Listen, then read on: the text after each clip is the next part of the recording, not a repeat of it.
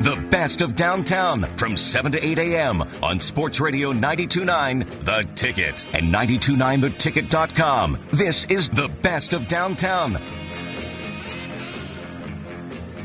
Well, good morning. Happy Father's Day. Welcome into the best of downtown, June 15th.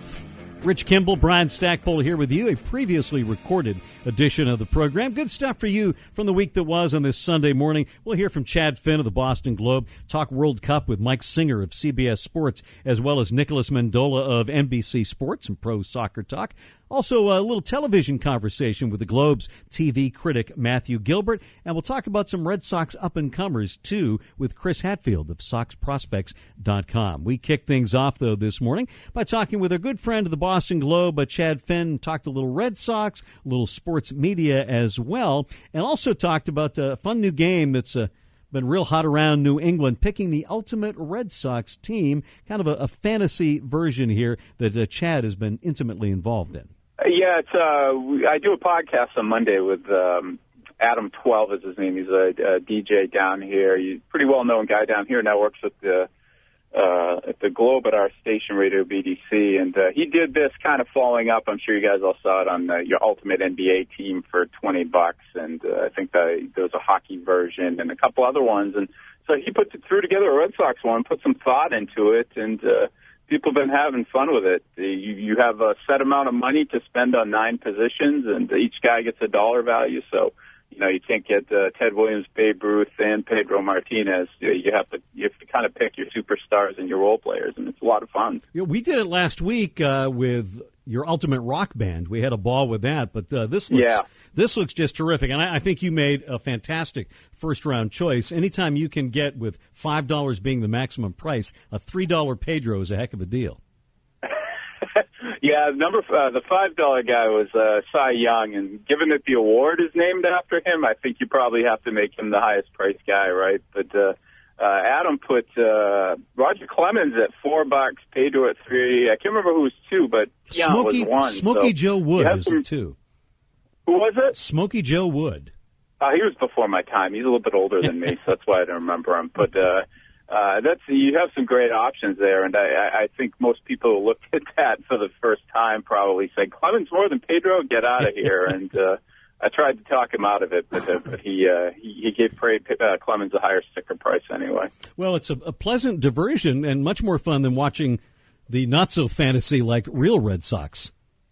Yeah, that's what we're relegated to here in almost mid-June, right? Dreaming of the ultimate Red Sox team rather than watching the one we have. But just hasn't clicked, hasn't gone right. I know people are trying to figure out a way to patch this together before the trading deadline. Everybody's talking about whether they're going to be buyers or sellers when it comes to that 6 weeks from now. But to me, the thing that hasn't happened, it's kind of gets overlooked in this, I guess, a little bit. And looking at the holes on the team is that proven players just haven't performed to their standard level, let alone some of the levels they were at last year. Shane Victorino just really hasn't played and wasn't too effective when he was, and he was one of the most valuable players in the American League last year all around. The defense he gave them the right field, his ability to get things going offensively with a big hit or a stolen base or whatever you happen to need at the time. Pedroia is not hitting with any power. David Ortiz's batting average is way down.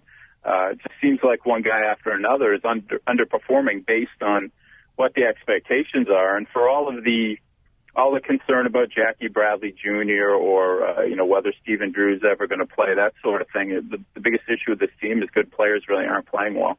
Well, you had a pretty good analysis on your Boston Globe column, and one of the guys that you singled out, the hit of spring training, we thought it was going to be a wonderful story, but Grady Sizemore has, and I think you summed it up, he's turned into Trot Nixon.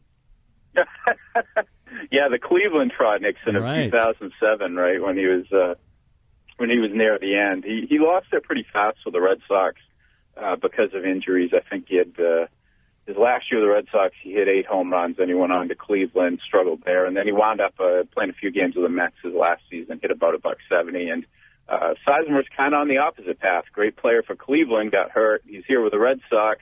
May not be with the Red Sox much longer if Victorino comes back, and of course with Andres Torres signing as well, it's kind of an indication that maybe what we saw in spring training with Sizemore was fool's gold, and that it's never going to come back to the guy. And he may be on borrowed time here with the Red Sox. I think they've made their assessment, and once some guys are healthy or ready, he may be moving on again. So he'll probably go play for the Mets and hit 170 in about 50 at-bats.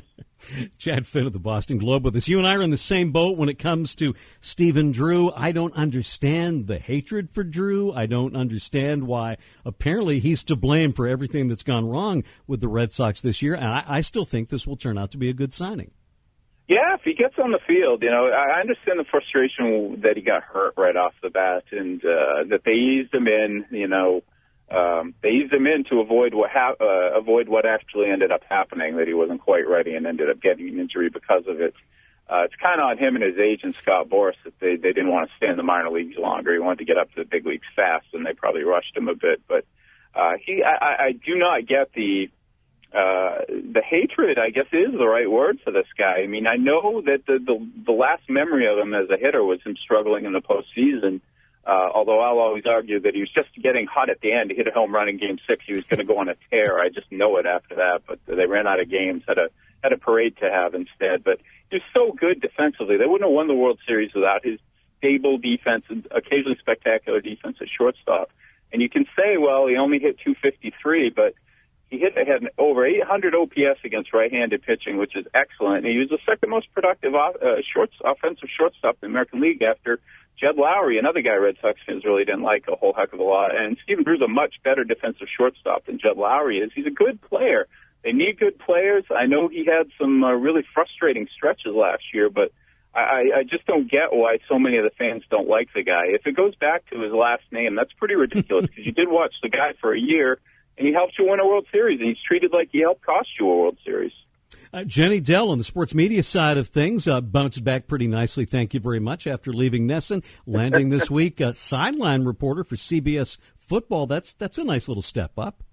It is. It's a good gig for her, and Nesson's taking credit for getting it for her, which makes me have to put my eyes back in the sockets after rolling them so hard. But CBS has really cut back on their sideline reporters. So for her to land really one of the three gigs they have there, they have Tracy Wolfson, who'll do Nansen Sims, and then Jenny and one other one. His name escapes me. I'm not familiar with him. Will sort of jump around depending on the matchups that week. But I think they'll probably be she will probably be with the number 2 team a lot, which this year is Ian Eagle and Dan Fouts. And if you remember last year, Nansen Sims were out in Denver a lot rather than in New England. I think it ended up being the 5-5 split off the top of my head. So there's a good chance this year that Jenny Dell will be on the sideline for 3 or 4 or 5 Patriots games on CBS. And she's a really nice, likable person who got dealt kind of a lousy hand there at Nesson. And it is good to see her land on her feet because I don't think that was lined up until very recently, and for a while there, it looked like she was going to kind of be searching for her next job for a while and probably, going down to Pawtucket for a few months with her boyfriend. And that was Chad Finn of the Boston Globe talking some sports media and the Boston Red Sox with us from Downtown's edition on Thursday afternoon. This is the Best of Downtown for the 15th day of June, 2014. Glad to have you alongside us on this early morning edition of the program here on Sports Radio 92.9 The Ticket. We still got a lot of great talk still to come on this Best of edition, including some more soccer talk after this break with Mike Singer of CBS Sports. He'll talk about the World Cup and the USA's chances in Group G, the group of death. Can they make it forward? How will they fare tomorrow afternoon? He'll give us the skinny coming up after this break.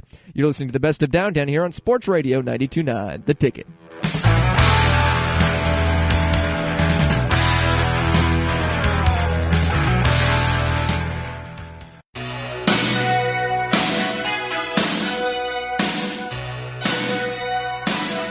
Fly your flag, Team USA fans. World Cup in progress. USA taking on Ghana in their first game. The World Cup got underway this past week. All kinds of excitement, of course, all around the world, and we've been jumping right on that. Stack taking the lead and lining up some terrific World Cup guests, including late last week we talked with Mike Singer of CBS Sports and opening our conversation about Team USA and their coach Jurgen Klinsmann saying that the United States team has no chance to win the Cup.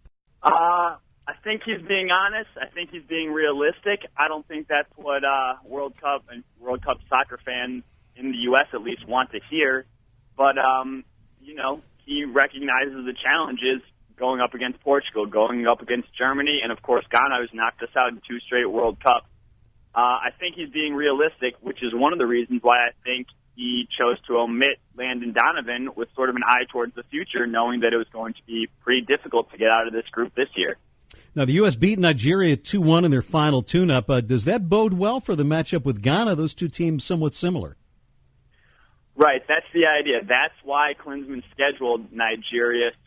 They play a fast attacking style. The midfield, they definitely like to move the ball quickly up the pitch, and it absolutely does bode well for them. The U.S. looked very good. It was the most complete performance they've had of the 3 send-off series. And the most pressing question was going to be their defense, their back line, and that actually looked pretty solid going up against Nigeria. So I think Jurgen Klinsmann can be very thrilled with how his team performed in the send-off series. Still, Ghana is a different beast than Nigeria. Group G early on was described as the group of death when you look at some of those opponents for Team USA. But now as we take a closer look, has there been a reevaluation of some of those games?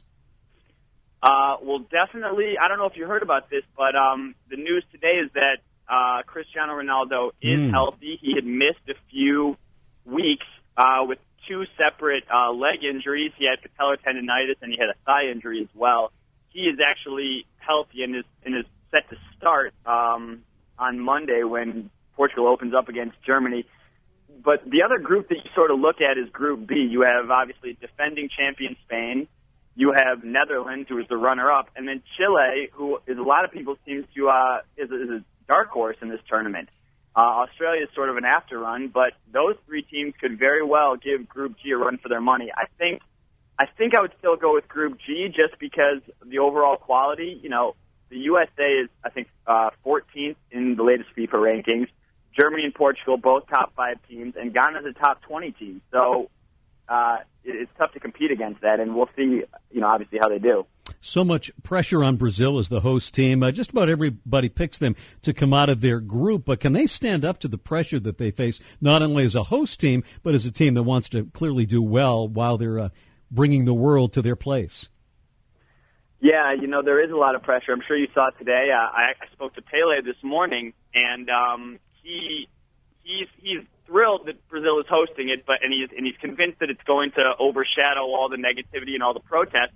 But I asked him whether that weighs on the players, whether they see all the demonstrators, they hear the protests, they see the chants outside their stadium, and honestly, I think that may be too much to overcome. In 1950, the last time they hosted the World Cup, the newspaper had actually preordained that Brazil would win the World Cup. The day before the final, they wrote on their headlines, they say, Brazil is your 1950 champions.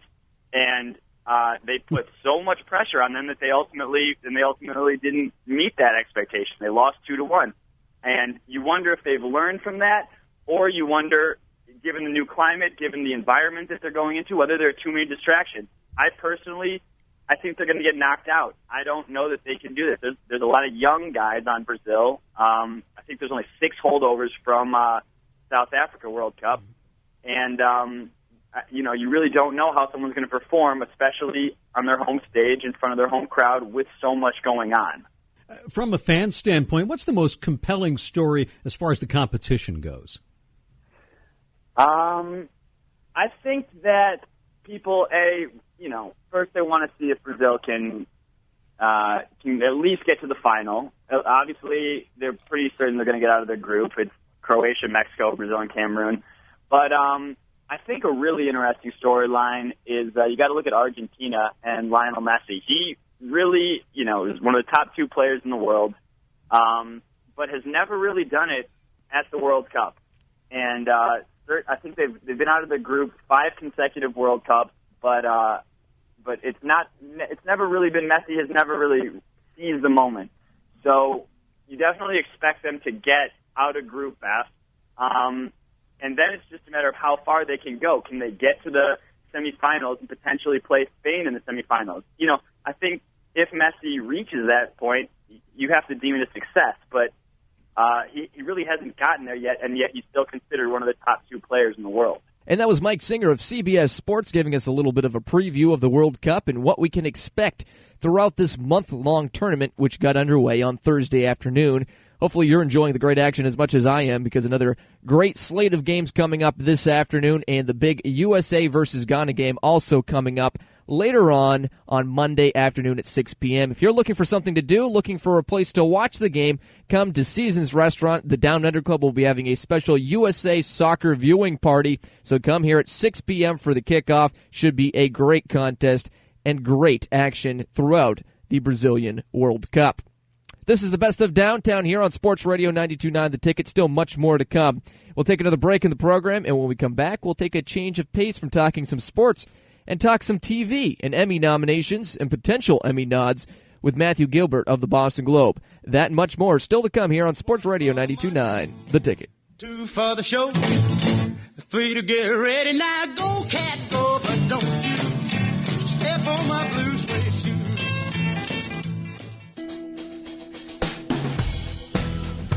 Father's Day edition, Best of Downtown Sports Radio, 92.9 The Ticket, and online, 929thetickets.com. Leap awake in the mirror of a bad dream,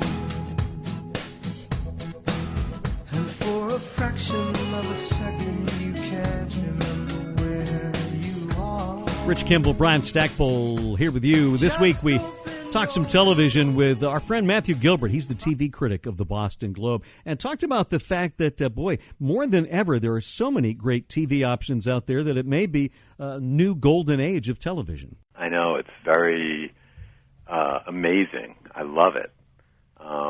Yes, I would say we are in a golden age of television. I would say since The Sopranos, really. The cable channels, both the pay and the basic cable channels, have just been relentless with the good stuff. I mean, when you think about AMC shows like Mad Men and Breaking Bad, and you think of FX with Justified and The Shield, and now Fargo and The Americans, and then, of course, Showtime and HBO, plus some PBS, plus History Channel with the Vikings. I mean, it's just so much out there. It's fantastic. I mean, nobody should ever watch anything bad. Well, absolutely, absolutely. Now, the Emmy ballots are in the hands of the voters right now for nominations in the drama category. Who's out there that's in danger of being overlooked just because there is so much good TV, either in terms of a series or individual performances?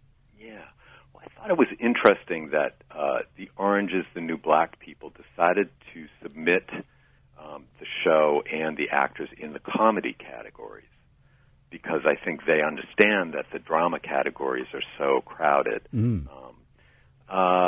So they won't be left out, but they're kind of being a little sleazy about it as far as I'm concerned.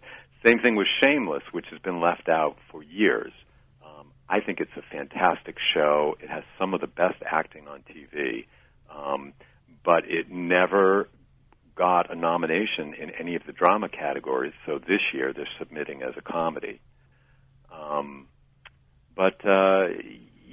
What will be left out? I think a lot of great shows like The Bridge, which is an FX show. I doubt Masters of Sex will get a Best Show nomination, even though it really was one of the year's best shows. I think Mad Men is guaranteed a spot. We'll see. It's hard to say. Yeah, and what about the comedy field? First of all, who are your favorites there? Who are the automatics, and who might sneak in and end up with a nomination? Well, I think that the automatic is Modern Family, and all of those actors. They seem to be automatic nominees these days.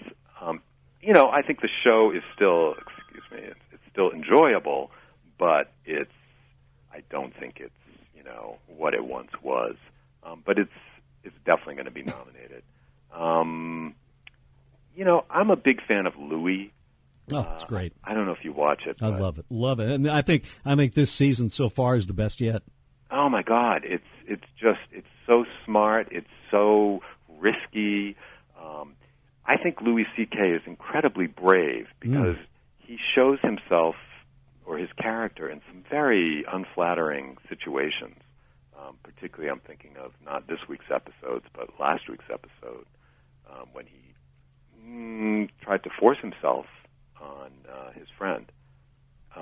So, I think that's a great show. One of the great overlooked comedies, as far as I'm concerned, is Nurse Jackie.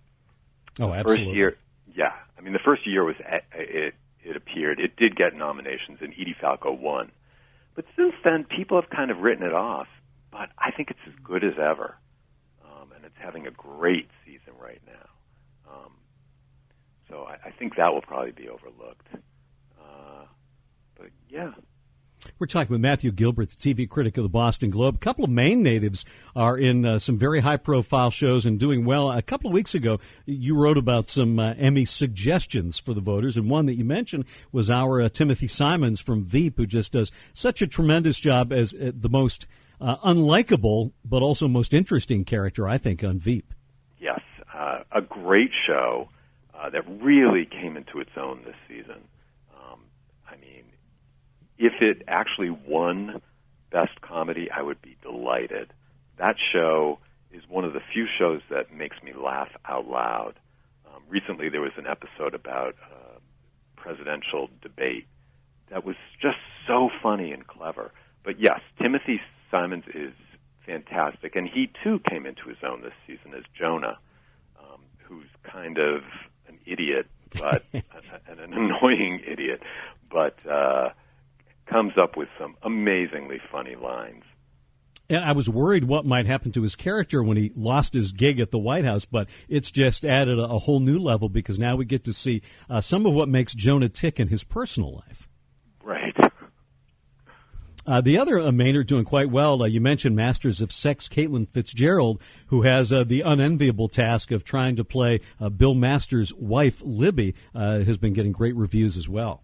Yeah, I found her really touching. I thought she really did a nice job with a role that is a little bit thankless. She's kind of the unhappy 1950s wife. But she really, across the season, showed how her character kind of developed some confidence and will. So that show is extraordinary, I think, and the acting is good down the line, including the leads, Lizzie Kaplan and Michael Sheen. And also, I think Allison Janney, who wasn't in all of the episodes. I think she was maybe in, half of the season, but she was very moving as the wife of a closeted gay man, played by Bo Bridges. Absolutely. Now, as always, the great thing about all this wonderful TV is that there is no off-season, shows debuting and starting up all the time. And I'm very interested in one that's, I think, starting very soon, and wonder if you've seen any of the episodes of Halt and Catch Fire. I have only seen the first episode, although 2 have aired. So I have a small bit of catch-up to do with that show. But I was impressed by the premiere. I thought it had some promise. It's sort of a period piece about the early 80s and the sort of rush to clone IBM's PCs, and it's really well done, or at least the pilot was really well done. You never know if a series is going to move forward well. The world of TV, the history of TV is littered with great pilots that just didn't go anywhere. Yeah, I'm fascinated to see it because I loved Lee Pace in a series that not a lot of people watch, but I loved Pushing Daisies. Oh yeah, that was a special show, and he was great in it.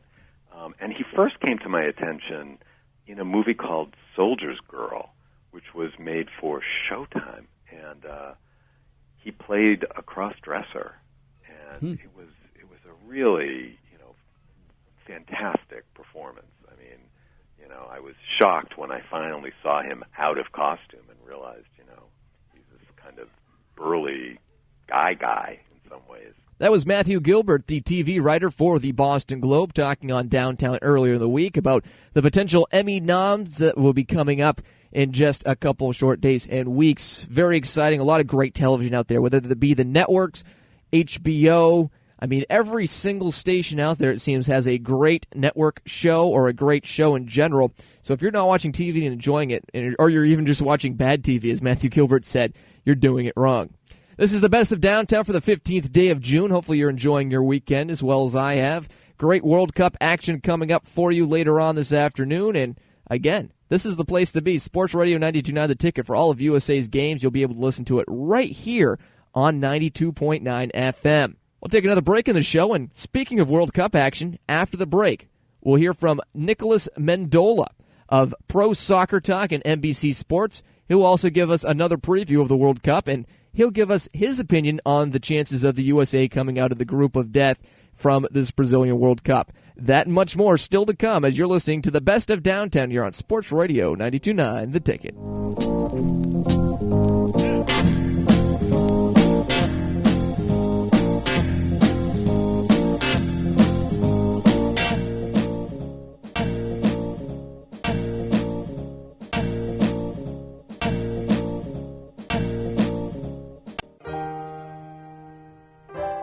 Best of Downtown, your Sunday morning previously recorded edition of the program. A happy Father's Day to you as well. Rich Kimball, Brian Stackpole here. More World Cup talk. We covered the CBS side of things with Mike Singer. Also had a chance to catch up with Nicholas Mendola of NBC Sports and ProSoccer.com and talked about how very excited he is for the Cup and what a fan of the game of soccer he is. Yeah, I'm really excited for just about everything. It's funny because growing up, you love sports and you kind of you live for it in a certain sense, and it kind of radiates for you. And then sometimes you get bogged down in the business a little bit. But this is something where this is as excited I've been about anything since. Maybe since I'm a Celtics fan, since the Celtics were good, because none of my other teams have been good in a while. Well, let's talk about what you've been doing for several days, which is counting down some of the top World Cup moments of all time. Number one revealed, and no big surprise, in 1970, the win by Brazil over Italy. Yeah, I thought it was a pretty salient point when you consider that Brazil has so many moments that deserve to be on the list, but that it was a team goal that toppled Italy and really sent them into an echelon that hasn't been reached. 3 World Cups in 4 years, and that last goal or in 4 tournaments, and that last goal that really took it to the next level. I mean, 8 guys touching the ball around an Italy team that was just overwhelmed, and you can't say that very often. So, it's something to be proud of, and it's one of the better moments. Absolutely. Well, I watched the video of that online, and it's just an incredible play there. You wrote today also about the security concerns. We've had a lot of talk about that, but it was interesting that the folks in Brazil are just as worried about rioters and protests as they are about any kind of a potential terrorist attack. Yeah, that's kind of wild, isn't it? And I mean, I guess it just goes to show you, the thing I keep bringing up was, we had that big political ordeal a few years ago, the Occupy Wall Street 99 versus the 1%. And, in Brazil, we forget, it's easy to forget sometimes how well we have it here in this country because the wealth inequality there is even crazier. And you have, you're really looking at a group of people who are thinking to themselves, wow, we're spending all this money on a World Cup. We're going to spend even more money on the Olympics. When are we going to take care of ourselves? So it's kind of wild because it's such a tourist attraction. It's Brazil. Everybody's dancing, right? That's what we think about when we think about Brazil, this upbeat music and this incredible soccer team and this incredible soccer tournament. And yet there is a very, very dark side to what's going on right now. Yeah, how much pressure is there on Brazil, not only with what's going on in the country, but then the pressure as a home team to come out of their group and so many expectations for them? Yeah, they should come out of their group unless the pressure is, out of this world, but that's exactly the point, right? Even for a team that's won more World Cups than anybody else with 5, are we going to see someone who maybe gets freaked out a little bit. And again, the teams that would be tipped to beat them are their neighbors. And so there's a lot of pressure that, if Brazil doesn't win, how much lousier would they feel if Uruguay, who beat them in the last tournament in Brazil, or Argentina, another neighbor, were to take them down. So there is certainly a lot of pressure on a team that maybe doesn't have the absolute superstar that they've usually had when they've won, whether it be Ronaldo or Pelé. We're talking with Nicholas Mendola, who covers Soccer Pro, Soccer Talk, NBC Sports. As far as the United States goes, been a lot of press this week about the coach, Jurgen Klinsmann, his comments. How do you view those? Is that him just being honest? Does it lower expectations more than they need to be? No, I don't think it does. And although I certainly seem to be in the minority there, for me, I'm looking at Klinsmann as a guy who's trying to be a little pragmatic, and maybe he wants to lower the expectations for the nation, for his team. And he probably didn't go about doing it in the best way possible. But remember, the line after he says, where he talks about the next sentence after he says, it's unrealistic for us to win the cup is, but if we get out of the group, who knows what can happen. So it's not he's going back into that locker room and being like, guys, listen, we're not going to win this thing, so why don't we just go home? It's not a case of that at all. Group G is so tough, but you wrote about the fact that one thing they may have going for them has been his emphasis on conditioning. Yeah, I think what we have going for us as a nation is we're one of the stronger nations, literally stronger. I'm not talking about in the game of soccer, but the way we treat our bodies and our conditioning program. So I think the United States has an opportunity there. And again, remember, this is the only team that is hanging out on this side of the globe. Ghana's coming from Africa, Portugal and Germany coming from Europe. This is a team that maybe has the time difference on their side as well. We look at the favorites, and they all seem to have some unique advantages there. Is there somebody among those group of 8 to 12 favorites that you think is perhaps in the most precarious spot, that has a chance to surprisingly not advance? Well, I think it'll be surprising for some people if Netherlands doesn't advance, because what you're looking at is a team that is really fighting some injuries right now and has been for a few months. And so I think it won't be surprising to people who are paying a ton of attention because they're in such a tough group. As for other teams, England maybe, or if not England, Italy. Let's face it, either Uruguay, England, or Italy will not make it to the next round. And think about that. That's pretty intense. And that was Nicholas Mendola of ProSoccerTalk.com and NBC Sports with yet another preview of this World Cup. The action underway in a couple of days now. Some more games this afternoon.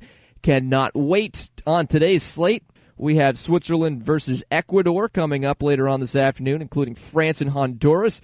And another good one, Bosnia-Herzegovina taking on Argentina. So 3 great matches coming up later this afternoon, so look forward to that one. Again, 92.9 The Ticket is your place for USA soccer coverage here on the radio, along with NBA Finals, which will get underway this afternoon as well. So stay tuned right here to 92.9 The Ticket for that, and also U.S. Open golf updates throughout the day. I'll take another break on the Best of Downtown, and when we come back on the other side, we'll hear from Chris Hatifeld of the SoxProspects.com, breaking down last weekend's MLB player draft, and he'll tell us what the Red Sox got in that draft and who we should be keeping an eye on in the years to come. The Best of Downtown rolls on here on Sports Radio 92.9 The Ticket. Starts with an earthquake, birds and snakes, an airplane, and Lenny Bruce is not afraid. You're my love, you're my angel, you're the girl of my dream. I'd like to thank you for waiting patiently. Rat-a-tat. Daddy's home. Father's Day edition, Best of Downtown, your Sunday morning. Rich Kimball, Brian Stackpole here with you. Early in the week, we talked with Chris Hatifeld of SoxProspects.com. I caught up with him on some of the Red Sox choices in the Major League Draft that wrapped up last weekend, and began our conversation by talking about number 1 pick, shortstop Michael Chavis. Yeah, it's interesting. The first 2 picks were both sort of high-ceiling high school guys, which I think the stat was the last time the Red Sox went with high schoolers and their first 2 picks was I think it was 2003 or 2002 that John Lester was drafted in the second round, and the third-round pick was a third baseman by the name of Scott White. And the fact that nobody listening remembers him, I'm almost positive, shows you how hit or miss these things can be. But, Chavis is a really high ceiling kind of guy. Can hit, has a little bit of raw power potential. He's a shortstop by trade right now, but the projections have him possibly moving off. Maybe to third base because he's got the arm for it, maybe to second, maybe to the outfield. Some scouts have posited maybe catching, but that doesn't appear to be in the offing. He's not a huge guy. He's not one of these guys you see that's physically imposing. He's listed 5'10", 190. So he's not one of these big, massive guys, but very high ceiling guy to get at number 26 overall. The Red Sox were reportedly very happy that he fell to them. He'll start his career as a shortstop, but I think they'll just kind of let him play his way off the position if that's what'll happen, and they're going to like what they see with the stick, hopefully, both with the hit tool and the potential power.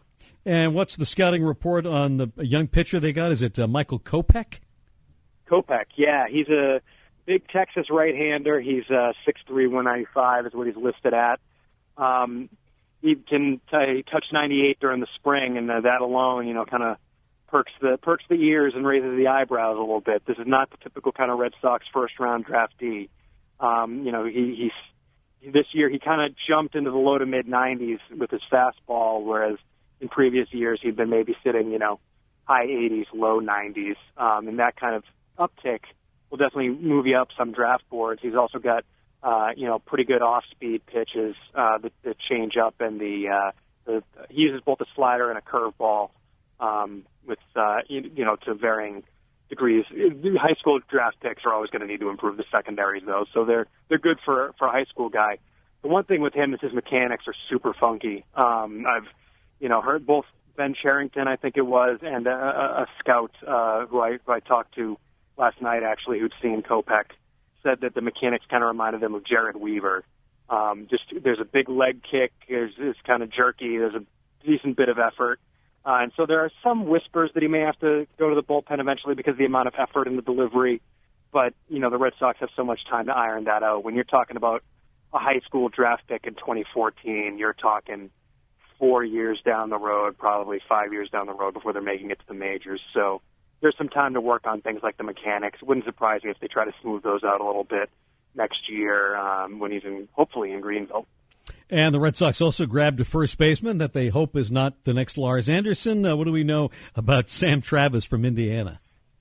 Well, Travis is definitely a very different pick. He's a 3-year, he's a junior out of Indiana who has produced for 3 years at the college level in the Big Ten. He's hit over 300 every year. He's been at Indiana. His lowest on-base percentage there was 397. And the power's always been there, too. His low water mark was 9 home runs. This is in a 60-game season, so you're talking, double-digit home runs in a full pro season. So he's always produced at the plate. He's not a huge guy. The fact that the Red Sox don't draft a lot of guys who start as first baseman. They kind of got away a little bit from the drafting the up the middle of the field, shortstops, center fielders, athletes that they'll let move down the defensive spectrum. They drafted a few first basemen this year, Travis being one of them. He's got an above-average hit tool. He's got a nice compact swing. He's got, above-average raw power as well. He's a decent runner at first base, but what we're hearing is they might maybe try and give him some run in left field to increase that versatility a little bit because the bar is just so high for first baseman to hit enough to stay at that position in the majors. You really have to be a run producer, who hits well to play first base in the majors for a contending team. You have to hit almost like a Mike Napoli does for Boston when he's healthy. So, the bar's high there, so they may try and get him some run in left, see where that leads, maybe lower that offensive bar a little bit. But for the 67th pick overall, it was a really nice pick for the Sox to get a college hitter like that. Intrigued by this third-round selection of Jake Cozart, whose brother is an up-and-comer in the Houston system. Yeah. His brother's Jared Cozart, who for a time was a top prospect. I believe he's with the Phillies for a while. Don't hold my feet to the fire on that one. But, yeah, he is with Houston now and starting to do some good things with Houston. Cozart's kind of interesting because he was drafted out of Seminole State in Florida, which people might get confused. There are two Seminole states that are both pretty good baseball schools, but to junior college in Florida. He'd actually gone to Duke as an outfielder and never wound up playing for them. He transferred to Seminole State where he became a pitcher, and lo and behold, found some velocity in that arm. He sits about 92 to 95 and has touched 98. So, like I said, more of a power guy, not necessarily the kind of guy that the Red Sox have drafted before. But as far as something they have drafted before, very low mileage on the arm because he hasn't really been a full-time pitcher for very long. So, he'll be a work in progress. He'll probably go to rookie ball and, may take a little while to move up the ladder as he works with the coaches down there, maybe stay behind an extended spring training for a little while next year before going to either Greenville or Lowell. But, definitely a lot of potential there, especially if he's touching 98 already, in his first season as a full-time pitcher. So, definitely kind of a high-risk, high-reward there in the third, especially for the third round. Chris, any other guys from the draft that we should at least have on our radar for the future? Well, it's funny. The Red Sox did draft a bunch of guys later on who maybe fall into the tough sign category, but I think one guy who's interesting is their fifth rounder. His name's Josh. I think we're going to go with Okimi. It's Ockimey. I have no idea how it's pronounced. He's a big-bodied first baseman out of Philadelphia, a high school guy who basically, I've heard, kind of comped to Ryan Howard. Just kind of a really big guy. We have him listed at 6'1", 215, but it seems like everywhere else, and that's based on MLB's listing, but I've heard 6'4", maybe with a little bit more weight. He's he's a big guy. It might be an old height measurement, but he's got he's got a impressive offensive potential, decent power potential there. Like I said, for the Red Sox to draft a first baseman with power potential who's got no chance of moving off the position, it really does represent something of a shift in philosophy for them. So I thought that was a very interesting pick. And then just really quickly, in rounds 11, 12, and 13, the Red Sox selected 3 college pitchers who all were kind of the, at one point maybe had a little bit more of a rising star than they have now. In particular, the 11th round pick, Karsten Whitson. I think at one point he turned down $2.1 million to sign as a high schooler, wound up going to the University of Florida and having issues with his shoulder, never really panned out, never really got the velocity back, but kind of another option where maybe not high risk, because what are you risking in the 11th round, but high reward if he ever reaches that potential again, of a guy who was drafted high enough in the first round to warrant a $2.1 million offer and turn it down. So he's going to be another interesting follow. And that was Chris Hatifeld of SoxProspects.com talking about the 2014 MLB player draft, which happened last weekend. Red Sox restocking the farm system after a couple graduated to the major leagues, including Jackie Bradley Jr., a guy who was drafted by the Red Sox just a couple of years back, and a free agent in Xander Bogaerts, who's just a young phenom now playing third base for the Red Sox. So the Sox needed to go out there, replenish a little bit, but still looking very deep in that farm system as of now. This is a previously recorded edition of the Best of Downtown. Glad to have you alongside us here this morning. Best of Downtown broadcast from 7 to 8 a.m. on Sports Radio 92.9 The Ticket every single Sunday morning. We'll take our final break on this Best of edition, and on the other side, we'll preview what's to come for the next week of Downtown with Rich Kimball, which you can, of course, hear Monday through Friday from 4 to 6 p.m. on Sports Radio 92.9 The Ticket. So we'll preview what's ahead for Downtown with Rich Kimball and also wrap up the rest of this program here as you're listening to the Best of Downtown here on Sports Radio 92.9 The Ticket.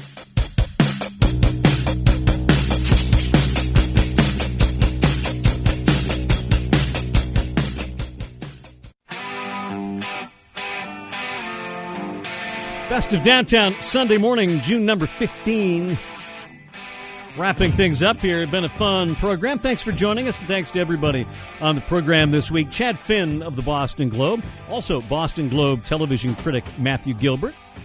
World Cup talk with Mike Singer of CBS Sports and Nicholas Mendola of NBC Sports and Pro Soccer Talk. And, of course, Chris Hatifeld of SoxProspects.com.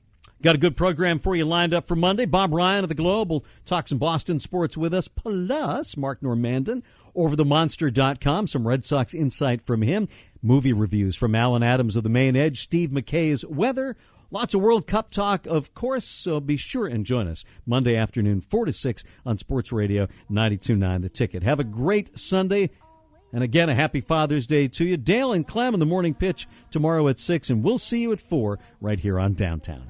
memory seems to help, I know. Downtown, just listen to the music.